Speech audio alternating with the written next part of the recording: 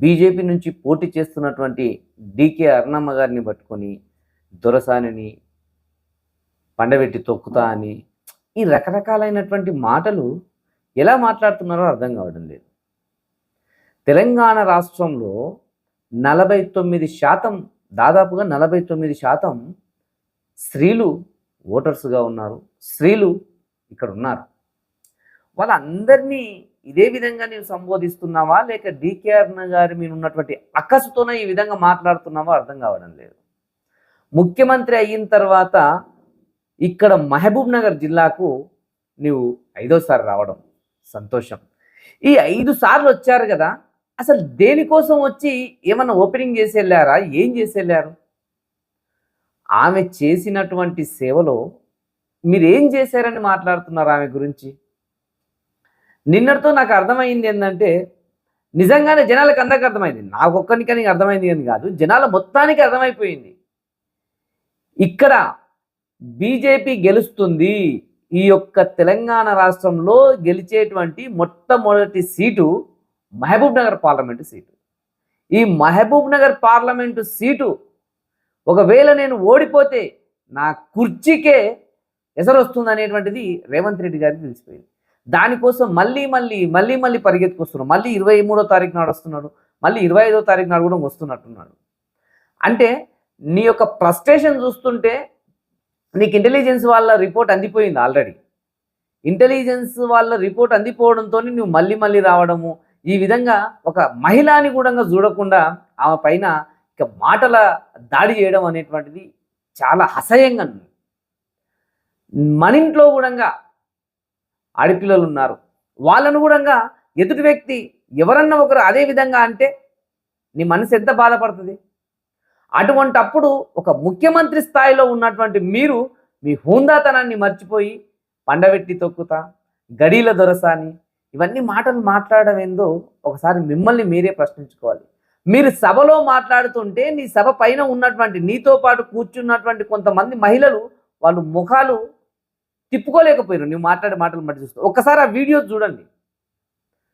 ఒక ఆడపిల్ల ఓకే, ప్రత్యర్థి మాట్లాడండి, రాజకీయ పరంగా ఏమైనా ఉంటే మాట్లాడండి. పర్సనల్గా ఒక వ్యక్తిని పట్టుకొని ఆ విధంగా మాట్లాడడం అనేటువంటి నీలాంటి సీఎం, ఒక సీఎంగా ఉన్నటువంటి నీలాంటి వారికి తగదు. అది వాస్తవంగా ఇంతకు ముందు ఒక ఉన్నాయన నేనే రాజును, నేనే మంత్రిని, మొత్తం ఎలేసిన 10 ఏళ్ల నుంచి తొక్కేసిన, నూకేసిన, నరికేసిన అంటే తీసి జనాలు మూలకేసిన అడ్డమైన మాటలు మాట్లాడినందుకు. నీ పరిస్థితి కూడా చివరికి అదే విధంగా అవుతుంది. నీకు వచ్చింది అవకాశం, జనాలకు సేవ చేయడానికి అవకాశం వచ్చింది. జనాలకు సేవ చేసే విధంగా ప్రయత్నించండి. ఇప్పటికీ మీరు ఒక ప్రతిపక్ష నాయకునిగా మాట్లాడుతున్నారు. మీరు సీఎం అయిన సంగతి మర్చిపోయినట్టున్నారు. మీరు సీఎం అయి చాలా కాలం అయింది, 100 రోజులు దాటిపోయింది. మన 6 గ్యారంటీలకు సంబంధించి 5 గ్యారంటీలు అలాగే మూలకు పెట్టేసినావు, అదంతా మర్చిపోయినట్టున్నారు. మీరు మీ భాష అనేటువంటిది ఎందుకో బాగా లేదు అనేటువంటి విషయం జనాలందరికీ తెలిసిపోయింది. నిన్న చాలామంది మీ కార్యకర్తలే అనుకుంటున్నారు ఇదేంది ఇలా మాట్లాడుతున్నాడు అనేటువంటి విషయం. కావాలంటే ఇంటెలిజెన్స్ వాళ్ళతో తెప్పించుకోండి.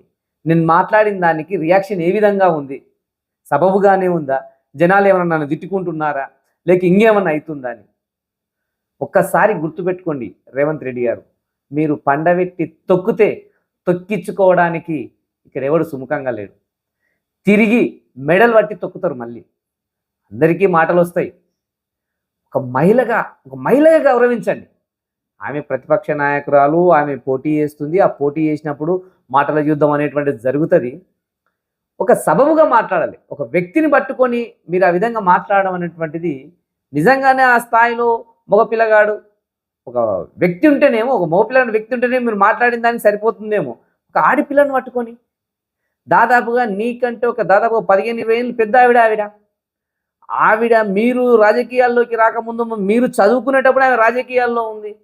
ఆ గౌరవం అన్న ఉంచండి. కొద్దిగా నోటికి ఎంత వస్తే అంత మాట్లాడడం అనేటువంటిది తగదు. ఖచ్చితంగా మహబూబ్ నగర్ పార్లమెంటు సీటు ఖచ్చితంగా బీజేపీ గెలవబోతుందని నిన్నటి నీ ఫ్రస్ట్రేషన్ చూస్తే అర్థమైపోయింది. మహిళలు, ముఖ్యంగా మహిళలు, నీవు అన్న మాటలకు మహిళలు, ఒక్క మహిళ కూడా పాలమూరు నియోజకవర్గంలోనే, పాలమూరు పార్లమెంటు నియోజకవర్గంలోనే కాదు, తెలంగాణ రాష్ట్రంలో ఉన్నటువంటి మహిళలు ఏ ఒక్కరూ నీకు ఓటేయరు, నీ పార్టీకి ఓటేయరు. ఖచ్చితంగా చెప్తున్నాను. ఈ మహిళలందరూ కలిసి నీకు బుద్ధి చెప్పే కాలం దగ్గరలో ఉంది. 13వ తారీఖు నాడు నీకు బుద్ధి చెప్తారని హెచ్చరిస్తున్నాను.